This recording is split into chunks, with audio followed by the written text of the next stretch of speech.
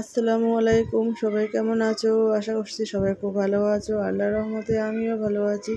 তো আজকে সকাল সকাল আরেকটা নতুন ভিডিও নিয়ে তোমাদের সামনে এসে গেছি। দেখতেই পাচ্ছ আরেকটা নতুন ভিডিও, মানে তো আমার রান্না বান্না। তো এখানে রান্না বান্না শুরু করে দিয়েছি। এটা হলো ছোলার ডাল আর শসা মিলে একটা সবজি বানাচ্ছি। সেটা আর কি সব মশলাপাতি দিয়ে আমি প্রথম ফোড়ন দিয়েছিলাম, পাঁচফোড়ন আর হলো শুকনো লঙ্কা তেজপাতা দিয়ে ফোড়ন দিয়ে ডালগুলো দিয়ে তারপর আদা রসুন বাটা একটু।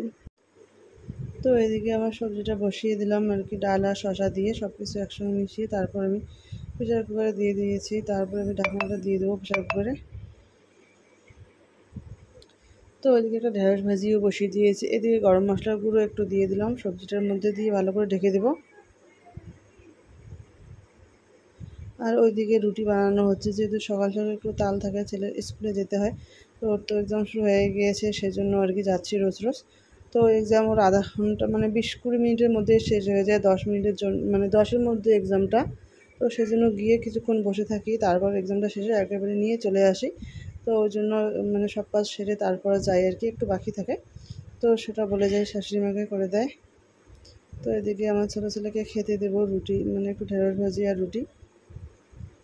তো আমার এই ঢেঁড়স ভাজিটা হয়ে গিয়েছে, নামিয়ে নেব।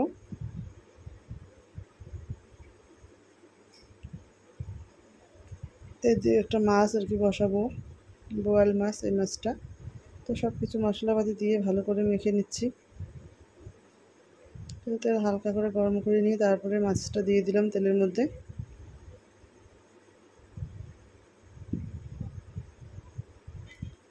তো আমার এদিকে রুটি ভাজা শেষ হয়ে গিয়েছে, তারপর আর কি মাছটা বসিয়ে দিয়েছি।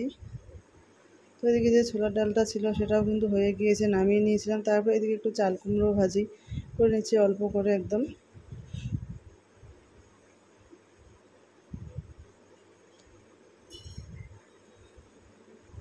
তারপরে যে ছোটো চিংড়ি মাছ ছিল সেগুলো একটু ভাজা করে নিয়েছি, সেটা তোমাদের সঙ্গে শেয়ার করে নিই রান্নাটা। তো এদিকে যে ডালটা আমার হয়ে গিয়েছে সেই ডালটাও আমি নামিয়ে নিচ্ছি।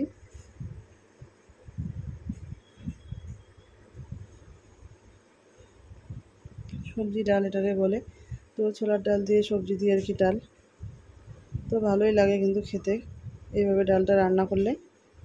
তো বন্ধুরা, যারা যারা এতক্ষণ থেকে আমার ভিডিওটা দেখতেছে এখনও পর্যন্ত লাইক করোনি, তোমরা অবশ্যই একটা করে লাইক করে দিও।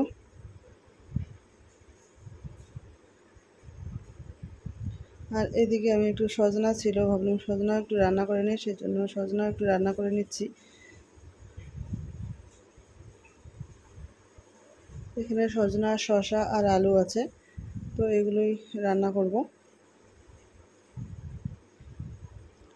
তারপরে মাছ তো আছেই, রান্না হচ্ছে এখনও মাছটা।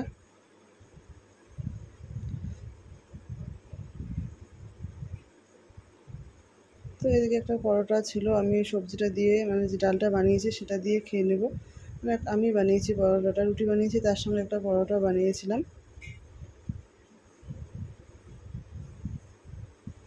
তো যেহেতু ছেলের স্কুলে যাবো আর কি, আস্তে আস্তে একটু লেট হয়ে যাবে, সেজন্য ভাবলাম একটু কিছু খেয়ে যাই। তো এইটুকুই খেয়ে তাড়াতাড়ি করে রেডি হয়ে চলে যাবো। ছেলেকেও রেডি করে দিয়ে ও বসে আছে, বলছে মা তাড়াতাড়ি রেডি করে দাও। তারপরে যে মা ছেলে মিলে রেডি হয়ে চলে যাচ্ছি ওর স্কুলে।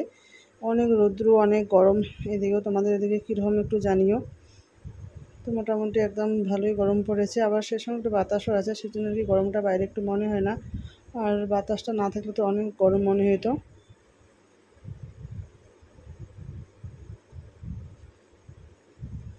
তো ছেলেকে নিয়ে তারপরে স্কুলে চলে আসলাম। স্কুলে ওকে গিয়ে ওর সিটে বসিয়ে দিলাম, বাট ও তো বসতেছে না, বাইরে ঘোরাঘুরি করছে।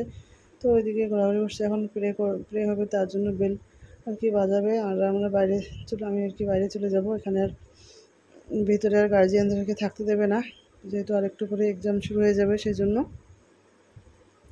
তো আমরা গেটের বাইরে থেকে দেখছি সব বাচ্চাদেরকে বারান্দায় দাঁড় করিয়ে প্রে করাচ্ছে, কারণ অনেক রৌদ্র, এই রৌদ্রের মধ্যে বাচ্চারা থাকলে যেহেতু অসুস্থ হওয়ার ভয় থাকে। আর গরম তো অনেক আছেই সে সঙ্গে, সেজন্য আর কি মাঠের মধ্যে দাঁড় করানো না, বাচ্চাদেরকে ওই যে বারান্দায় কি সুন্দর করে লম্বা করে দাঁড় করিয়েছে। তো দেখতেই কিন্তু বেশ ভালোই লাগতেছে। আমি আর কি এদিকে মানে গেটের বাইরে থেকে আর কি ভিডিওটা করে নিচ্ছি, গেটের উপর থেকে।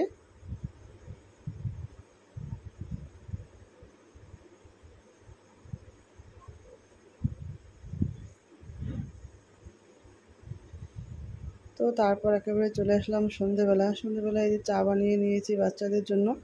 তারপরে আর কি ওইদিকে আমাদের জন্য চা বানাচ্ছি, বাচ্চাদের জন্য লাল চা। ওরা চা খাবে, অনেক নাস্তা যেহেতু খাবেই, অনেক অন্য কিছু নাস্তা খেলেও ওদের সন্ধ্যার মানে চা একটু লাগবে, একটু মানে চা না খেলে ওরা কী আর বলি অনেক ঝামেলা করে। তো ওর জন্য একটু চা দিয়ে একটু লাল চা করে দিয়ে দিই হালকা করে, তো তাহলে আর কোনো ঝামেলা করে না। যেহেতু ছোটোবেলা থেকে বাড়িতে চা হয়েছিল, ওরা একটু একটু করে খেয়েছিল, সেই জন্য এরকম হয়েছে। ও চা না খেলে খুবই অত্যাচার করে, তো ওই জন্য একটু করে লাল চাই দেওয়া হয়। বাচ্চাদের চা খাওয়া ঠিক না, তবুও আর কি করার, ছোটো থেকে যখন অভ্যাস হয়ে গেছে তখন তো আর কিছু করার নেই, এখন তো ওদেরকে আর আটকানো যায় না। তো এদিকে আমাদের দুজনের জন্য দুধ চা করে নিচ্ছি।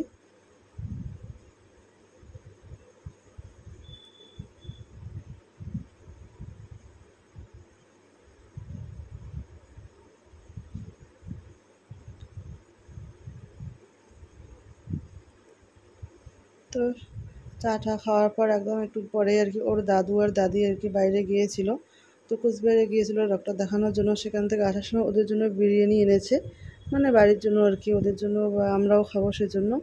তো এখানে 3 প্যাকেট বিরিয়ানি আছে, চিকেন আছে আর ওইদিকে মাটন বিরিয়ানি আছে। তো এগুলো অনেক এখনও গরম, তাই প্যাকেট থেকে বার করে বাইরে রাখতেছি, যেহেতু এখন তো খাবে না, একটু পরেই খাবে, পড়াশোনা করবে তারপর। তো সেজন্য ভাবলাম প্যাকেট থেকে বাইরে বার করে রেখে দিই, তাহলে ভালো থাকবে।